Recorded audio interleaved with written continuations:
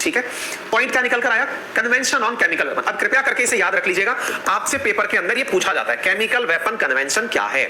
आप बताएंगे सारी बातें, चिंता ना करें, क्योंकि अल्टीमेटली जिस चीज का जिक्र हो रहा है वो 1997 के केमिकल वेपन कन्वेंशन से हो रहा है। आपको अब तक एक बात समझ में आ चुकी होगी। क्या समझ में आ चुकी होगी?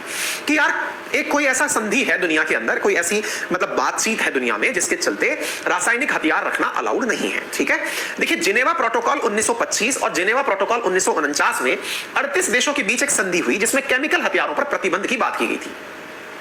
इन संधियों पर हस्ताक्षर के बावजूद सोवियत रूस, अमेरिका, ब्रिटेन, फ्रांस, जर्मनी और जापान जैसे ताकतवर देशों ने गुप्त तरीके से केमिकल वेपन बनाना जारी रखा। आपके दिमाग में एक प्रश्न बनने लगेगा, यार ये ऐसी चीज है क्या कि मतलब लोग मना करके भी बना रहे हैं? हमारे पास तो न्यूक्लियर वेपन ही है, क्या इंडिया के पास केमिकल वेपन नहीं है क्या? देखिए इंडिया की अपनी डॉक्ट्रिन है, ना इंडिया केमिकल वेपन रखता है और ना ही बायोलॉजिकल वेपन रखता है। कलाम साहब के नेतृत्व में हमने ये निर्णय लिया था कि इंडिया कभी भी केमिकल वेपन नहीं बनाएगा और कभी भी बायोलॉजिकल वेपन नहीं बनाएगा। अर्थात हम कोई भी ऐसी हमारे दुश्मन को मौत नहीं देना चाहते जो दर्दनाक हो। ये हमारा अपना थॉट प्रोसेस है, आप ध्यान से सुनिएगा।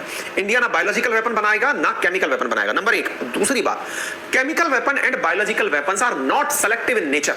मतलब ध्यान से सुनिएगा, भारत जिस प्रथा को मानता है पहले वो समझे और फिर हम इस पर चलेंगे। ये बहुत इंपॉर्टेंट है, इसलिए आप इसे याद करके चलें। दोबारा सुनिए क्या कहा मैंने आपसे। देखिए इन जनरल होता क्या है, ध्यान से समझना और इन बातों को नोट करते चलना है ना। इंडिया का स्टैंड क्या है ये बात भी आप नोट कर सकते हैं। देखिए क्या होता है, इंडिया के पर्सपेक्टिव में एक बात मानी जाती है। वो बात क्या है कि इंडिया ऐसी किसी भी मौत को नहीं देना चाहता दुश्मन को जो सेना के अतिरिक्त किसी व्यक्ति को दी जाए। मतलब क्या हुआ इसका? देखिए सैनिक युद्ध लड़ते हैं, जनता युद्ध नहीं लड़ती है। सेना को हुक्म देता है राजनेता, तो राजनेताओं की लड़ाई, सेना की लड़ाई, इनकी तो लड़ाइयां होती हैं, जनता नहीं लड़ती। लेकिन केमिकल वेपन और बायोलॉजिकल वेपन वो ये नहीं पहचान पाते कि कौन सैनिक है और कौन सिविलियन है। यही कारण है कि जब जब ये हथियार उपयोग में लिए जाते हैं ये सिविलियंस की भी बड़ी मात्रा में हत्या करते हैं। इसी कारण से इंडिया ने अपने वेपन के अंदर ये नियम बना रखा है कि हम केमिकल और बायोलॉजिकल वेपन यूज नहीं करेंगे। आ गई बात समझ में?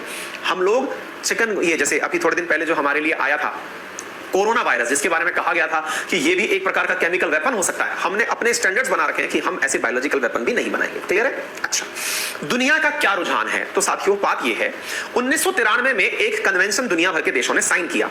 क्या था कि भाई हम में से कोई भी देश केमिकल वेपन नहीं रखेगा। 1997 में इसको लागू किया गया। यह युद्ध में केमिकल हथियारों के इस्तेमाल पर बैन लगाने की बात करता था। क्या नाम था इसका? केमिकल वेपन कन्वेंशन, जिसका जिक्र व्हाइट हाउस के उस पेपर पे लिखा हुआ है। ये आपको पता होना चाहिए, ठीक है? अच्छा, ये केमिकल हथियार के डेवलपमेंट, उसके उत्पादन, उसको रखने की चीज यानी स्टोरेज और उसके ट्रांसफर यानी स्थानांतरण पर रोक लगाता है। क्लियर? अच्छा, CWC से 193 देश जुड़े हुए हैं, यूएन के सारे मेंबर जुड़े हुए हैं। भारत, रूस, अमेरिका समेत 165 देश इस पर साइन कर चुके हैं। अब यह सवाल बड़ा ट्रिकी होता है, 193 देश जुड़े हुए हैं, 165 देश साइन कर चुके हैं, इसका क्या मतलब है?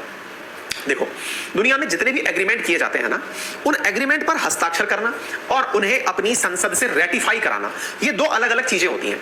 साइन करना ये तो कोई भी हमारा राजनेता जब भी किसी बैठक में जाता है करके आ जाता है, लेकिन जब अपनी संसद में आकर सवाल पूछता है कि देश हित में ये सही है या नहीं है, अगर वो अलाउ करते हैं तो उसे रेटिफिकेशन कहा जाता है। और एक बार संसद ने रेटिफाई कर दिया तो फिर वो लागू करने वाली चीज बन जाती है। आ गई बात समझ में? तो CWC क्या है? केमिकल वेपन कन्वेंशन है। अब केमिकल वेपन कन्वेंशन को लागू करने के लिए किसी संस्था की जरूरत होगी। ऐसे समझिए, आपने कोई समझौता बनाया, लेकिन उस समझौते को आयोजित कराने के लिए कोई संगठन तो बनाओगे। जैसे इंडिया ने इंटरनेशनल सोलर अलायंस बनाया हुआ है, तो उसका कहीं हेडक्वार्टर तो बनाओगे, क्योंकि सोलर अलायंस बातों में थोड़ी हो जाएगा, हवा में थोड़ी हो जाएगा। कोई G20 की बैठक थोड़ी जो बिना मुख्यालय के चली जाएगी, ठीक है? इसलिए इस तरह की बैठकों को आयोजित कराने के लिए एक संगठन की जरूरत है, कोई ऐसी व्यक्ति, एक ऐसे संगठन, एक ऐसी संस्था की जरूरत है जो इनको मॉनिटर करे। उसका नाम है organisation of prohibition of chemical weapon. मतलब इस एग्रीमेंट को लागू कराने वाली संस्था का नाम क्या है? OPCW। इसका मुख्यालय कहां है? नीदरलैंड के अंदर मुख्यालय है, जहां पर इस शहर का नाम है द हेग। वहां हेग में इसका हेडक्वार्टर है। अब आपको यह बात समझ में आ गई? यानी एक प्रकार से पूछा जाए कि ये जो ऑर्गेनाइजेशन ऑफ PCW है ये क्या है, तो ऑर्गेनाइजेशन ऑफ PCW असल में एक संस्था है जो CWC को लागू कराती है, केमिकल वेपन कन्वेंशन को लागू कराती है। डन हो गया?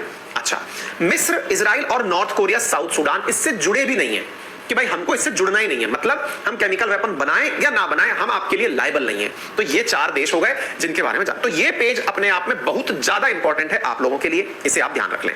कहां मुख्यालय है, क्या है, ये मैंने आपको बता दिया। अच्छा, यूएस मीडिया ने 7 मार्च 2022